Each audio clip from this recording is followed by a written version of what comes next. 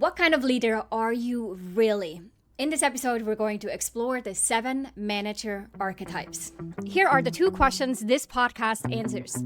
1, how do you successfully transition into your first official leadership role? And 2, how do you keep climbing that leadership ladder and continuously get promoted, although the competition and the expectations get bigger? This show, the Manager Track podcast, will provide the answers. I'm your host, Ramona. I'm on a mission to create workplaces where work is seen as a source of contribution, connection, and personal fulfillment. And this transition starts with developing a new generation of leaders who know how to lead so everyone wins and grows. In this show, you'll learn how to think, communicate, and act as a confident and competent leader you know you can be.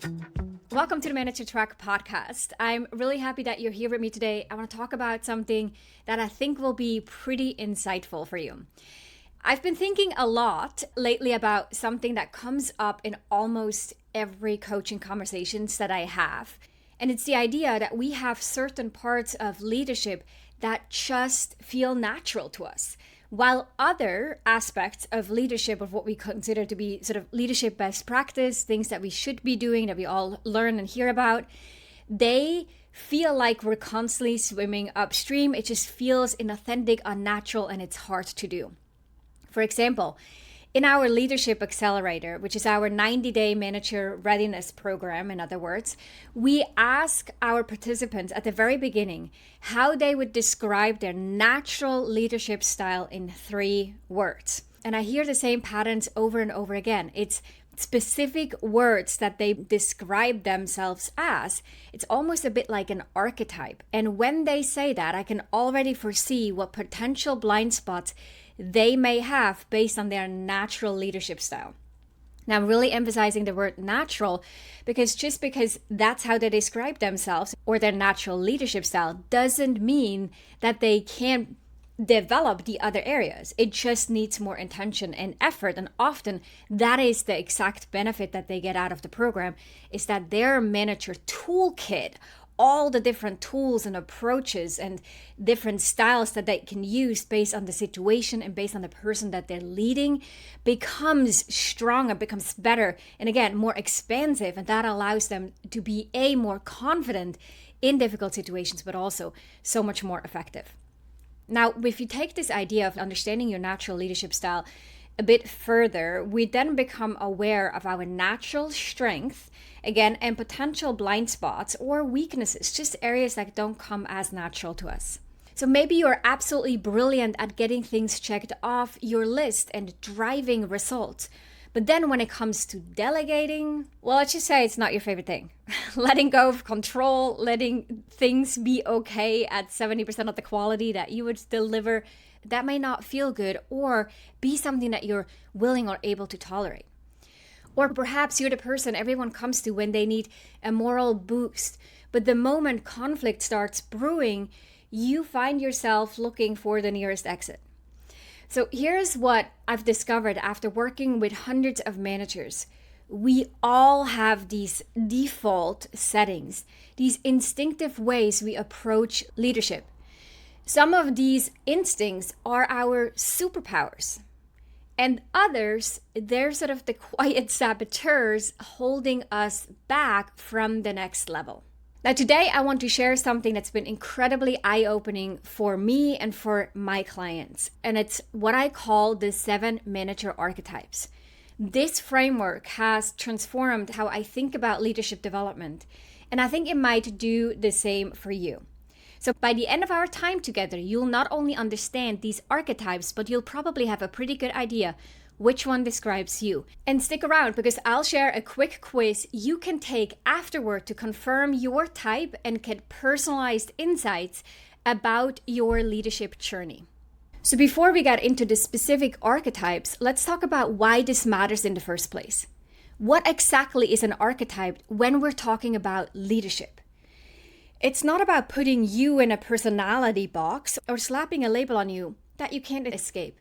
It's much more fluid than that. Think of your leadership archetype as a mirror. It simply kind of reflects the patterns in how you think, how you make decisions, and how you relate to the people around you. These patterns over time, usually through a combination of experience, habit, and sometimes even survival mechanisms from earlier in our career. Really powerful things. First, it skyrockets your self-awareness. Suddenly, you might start seeing the why behind your default reactions, your preferences, and your decisions in how you lead in your specific behaviors. That aha moment where you start to see the connection and the patterns is really useful. It's like putting on glasses and seeing clearly for the first time. Second, it significantly improves communication. When you can articulate how you naturally lead, you can explain your approach to your team. You can name what support you might need from them. You can collaborate better with colleagues who lead differently. And you can share your intention behind your actions, but also be somewhat open and transparent about your authentic leadership style or your natural leadership style, or be difficult. And third, and this might be the most valuable, it helps you catch your blind spots before they turn into those full-blown problems. Because every strength, when overused, can become a liability, even more so than your deficiencies or those weaknesses. It's like when you dislike a particular stretch, like you feel, oh, I'm really tight in one area of my legs, and when I do this kind of stretch, it just doesn't feel good. It's probably exactly this stretch that you should be doing on a daily basis to be healthy and to use your body effectively, right? Not for something else to dominate and something else to get weaker along the way. So this framework isn't about trying to become someone that you're not. It's about expanding your leadership range so that you can be more effective more often in more situations. Okay, so let's explore these 7 archetypes. As I describe each one, see if you recognize yourself or maybe someone on your team or a boss you currently have or you've had in the past. And remember, we all have elements of multiple archetypes, but typically 1 or 2 will feel most dominant and feel like, yeah, that's kind of describing me. Okay, so we're going to start with the operator. This is your process-minded leader. If you are an operator, you love bringing order to chaos. You're the person who creates structure and systems that make everything run smoothly. Your team knows exactly what to expect, and there's a process for everything, typically.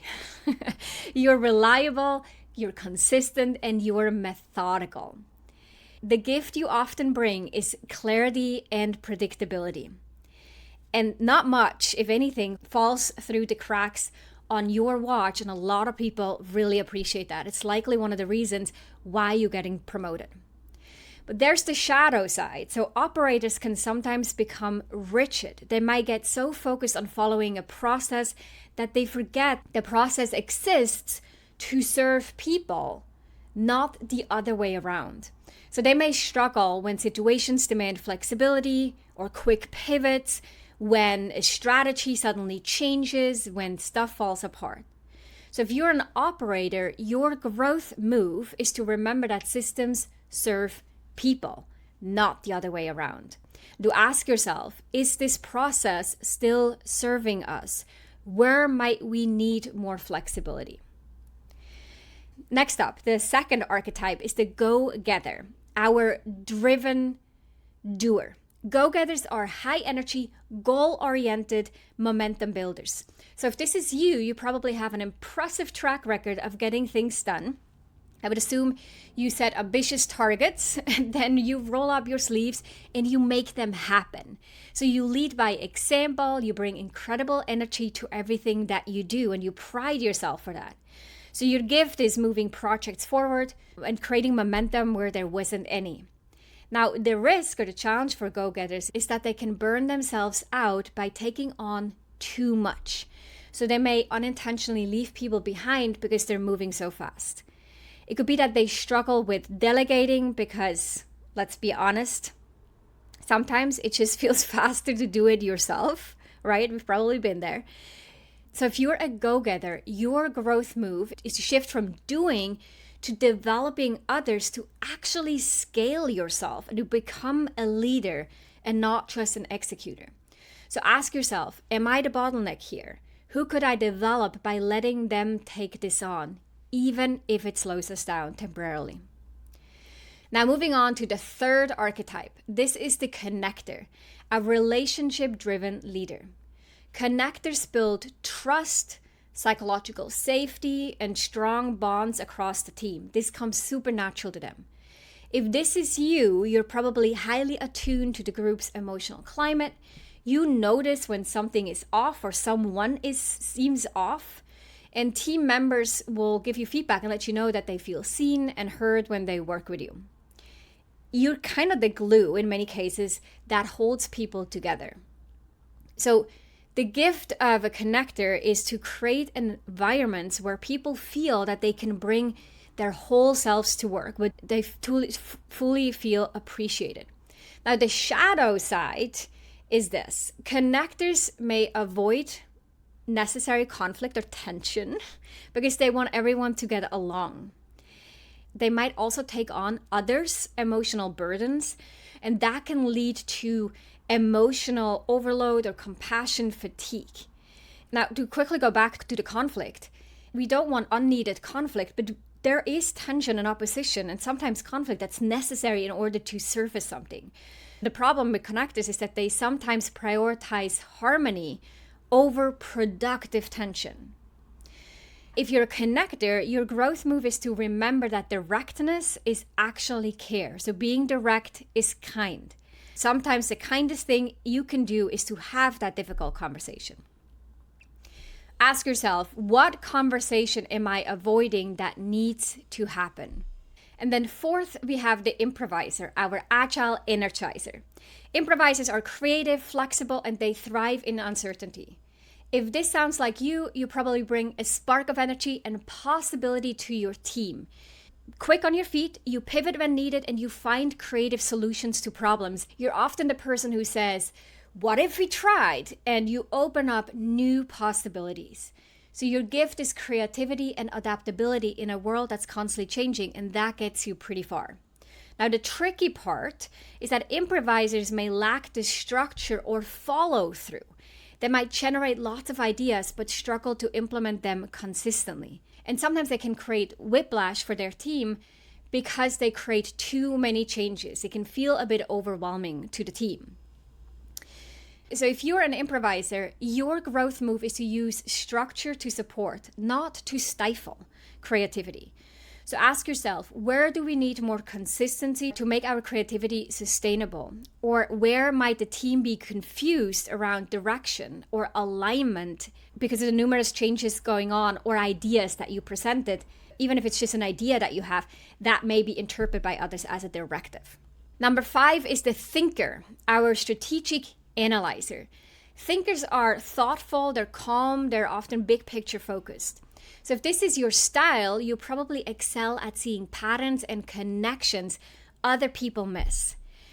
You ask insightful questions that cut through the noise. You stay level-headed when others are reactive, and you're often thinking several steps ahead.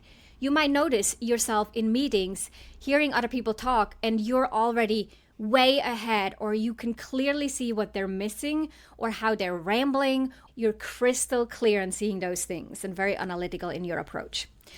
Your gift, therefore, is to bring perspective and strategic clarity to complex situations. The shadow side of the thinker is that they can get stuck overthinking or falling into an analysis paralysis. They may also seem emotionally distant to their teams because they're so focused on the intellectual aspects of leadership and may not have a whole lot of room or understanding for emotions, or if emotions are part of someone's argument or opinion, that can be difficult to manage. They may also struggle to translate their complex mental models into clear direction for others. So if you're a thinker, your growth move is to recognize that connection isn't soft or unuseful. It's actually a leadership skill. So ask yourself, how can I make my thinking more accessible to others? Where do I need to connect before I direct? And as I say this sounds like something to put on a sticky note. Okay, our 6th archetype is the protector. This is the heart-centered leader. Protectors are loyal, caring, and they put their team first. If this is you, you probably go to great length to shield your people from organizational politics or unnecessary stress. You advocate fiercely for your team members. And people feel safe with you because they know you have their back. Your gift is creating loyalty and commitment through genuine care. The challenge for protectors is that they may struggle with boundaries or with saying no. They may avoid tough conversations because they don't want to hurt feelings. And they can burn out from taking responsibility for everyone else's well-being. So if you're a protector, your growth move is to remember that clarity is kindness, very similar to the connector. The most caring thing you can do is to be clear about expectations and feedback, and to ask yourself, am I avoiding a conversation that would actually help this person grow? And finally, we have the achiever, our high standards leader. Achievers are ambitious, hardworking, and they lead by example. So if this describes you, you probably set exceptionally high standards for yourself and others. You're constantly raising the bar on quality. You pay attention to details others might miss, and you're always looking for ways to improve. So your gift really is excellence. You elevate the work of everyone around you. But here's the shadow. Achievers tend to micromanage or chase perfection. They might struggle to celebrate wins because they're already focused on the next goal. And because of that, they can inadvertently create cultures of burnout by modeling unsustainable work habits, at least for other people, maybe not for themselves. So if you're an achiever, your growth move is to recognize that letting go is leadership. So ask yourself, does this actually need to be perfect? What would good enough look like here? So these were the 7 archetypes, and I'm curious which one sounds most like you, and I hope you're curious about this too. You probably resonated with a few of them or with a few of those statements. Maybe you see yourself as a blend of 2 of these, or maybe you were able to pinpoint exactly what you think is your archetype. So take a moment to reflect which patterns feel most familiar.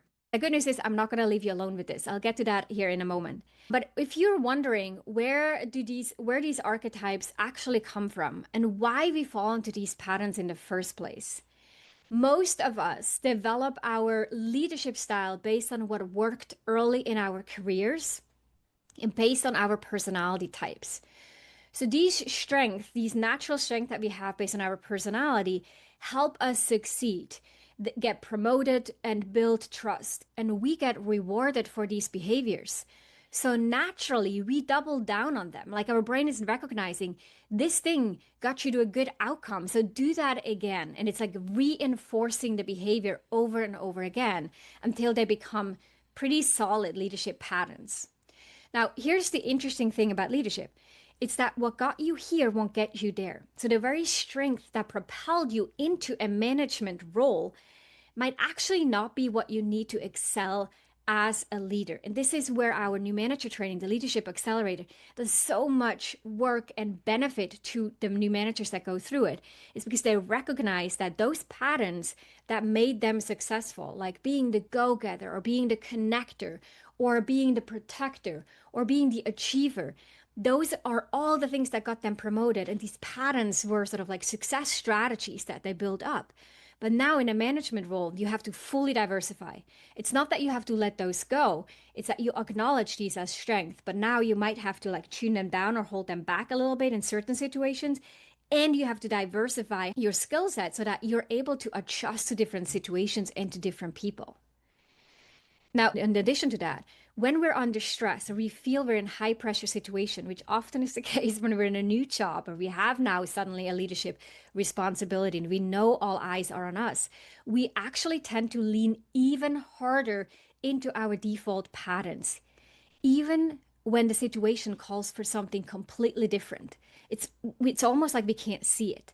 And that is where many leaders get stuck. It's like operating on autopilot in roles that demand adaptability and a broad set of styles that you adjust to based on the situation ahead of you. And that's why naming your pattern can be so powerful, like I called out in the beginning of this episode. Once you see it, you can start to shift it. And you can watch yourself in those moments where you're about to default to your comfortable style, and then pause and consider different approaches if needed. So, what does this mean for your leadership journey? Here's the good news, and what I want to emphasize again. You don't need to abandon your archetype. You just need to expand your range and be able to see which archetypes actually work well in different situations, and then be able to choose the right style based on the situation you're dealing with. It's about knowing when to lead differently, when to lean into your natural strength, and when to stretch beyond them, when to flex, when to pause, when to grow. And when you understand your own archetype, it becomes easier to recognize and appreciate of the styles of others. And that means more empathy with your coworkers, your peers, your boss probably, better feedback, smarter team development. And I've seen leadership teams transform when they start having open conversations about their different archetypes. And suddenly there's less judgment and more mutual understanding of their differences. And that's why it's really helpful to slow down and think things through before making a decision. For example, you might say like, oh, that's why you always want to slow down and think things through before you make a decision. You're a thinker by default. That is a pattern. Now I get it why you do what you do. And that makes sense. And it is the value that you bring to our team. I can recognize this more. So this awareness can fundamentally change how you lead your team and how you interact with your peers and with your boss. So what kind of leader are you really? That was the question we set up in the beginning of the episode. If one of those 7 archetypes we explored today resonated with you, I encourage you to take the next step and check out our Manager Archetype quiz. It has a few questions. It's very fast. It only takes a few minutes to complete, but it gives you a personalized snapshot of your leadership style, including your strength, your blind spots, and practical ways to grow. You can find the quiz at arcova.org/quiz. We're going to put that in the show notes, but I'm going to say it one more time. Arcova, which is archova.org/quiz. And you can find that link in the show notes for this episode. So here's the suggestion that leads to some incredible team conversations. Send the quiz to a few teammates or peers and then compare your results and have a conversation about it. It's fun, it's eye-opening, it's a great conversation starter for any team or even team meeting or event that you might have to grow together to learn more about each other. And with that, I hope this episode was insightful and you're keen to take the quiz to affirm your style and also share it with other people so they can learn more about themselves too. And ideally, as you said, have a conversation about it. Use it to build awareness. Thanks so much for tuning in to this episode of the Manager Track podcast. We will be back next week. I'll see you then. Bye for now. If you enjoyed this episode, then check out 2 other awesome resources to help you become a leader people love to work with. This includes a free masterclass on how to successfully lead as a new manager. Check it out at arcova.org/masterclass. The second resource is my best-selling book, The Confident and Competent New Manager: How to Quickly Rise to Success in Your First Leadership Role. Check it out at arcova.org/books or head on over to Amazon and grab your copy there. You can find all those links in the show notes down below.